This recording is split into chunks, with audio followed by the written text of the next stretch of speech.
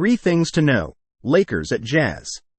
The Lakers, 19-20, are in Salt Lake City for the first time this season to face a surging Jazz, 20-20, squad that has won 4 games in a row, and 8 of 10. The game tips off at 6:30 p.m. on Spectrum Sportsnet.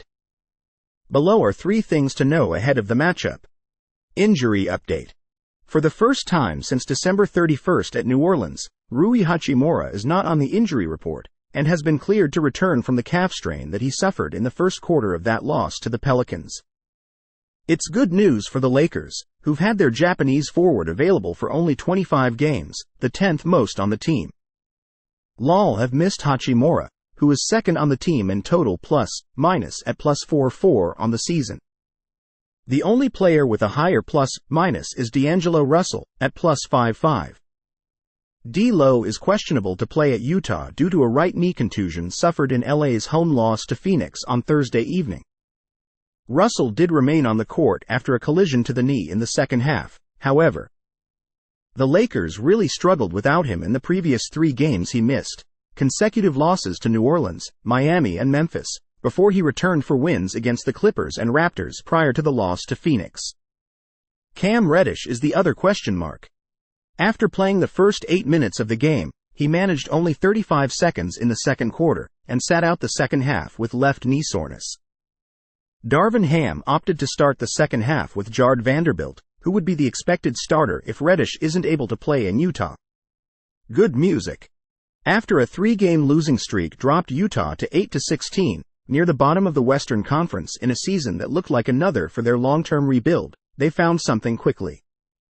The Jazz have won 13 games in the last month, tying the Celtics and Clippers for the most wins in the league, and 8 more games than LA's 8. How are they doing it? They've been impressively balanced, ranking 10th in offense and 10th in defense, sharing the ball well to rank with an assist percentage, and perhaps most uniquely, ranking 2nd in offensive rebounding percentage, 33.3%.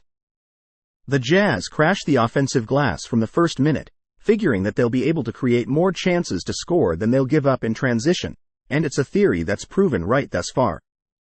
The other way they're beating teams is by using a different strategy with lineups, by not starting all of their best players.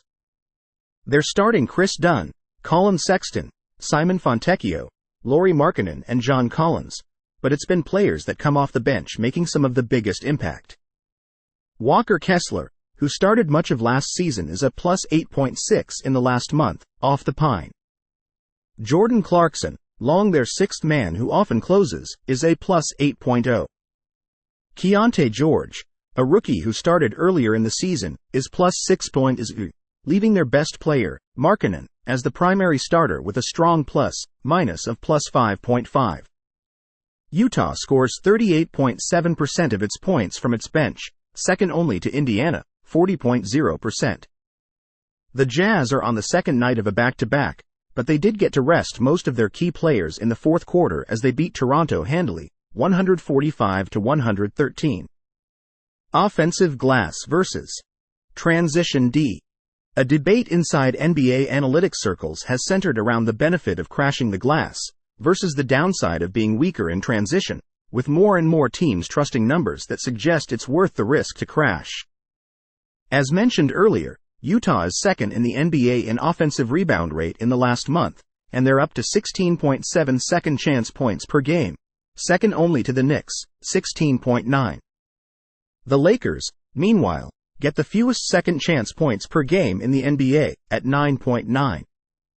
In fact, the Lakers are averaging the fewest second chance points per game by any team since the 2011-12 Boston Celtics, 9.9, via Sportradar.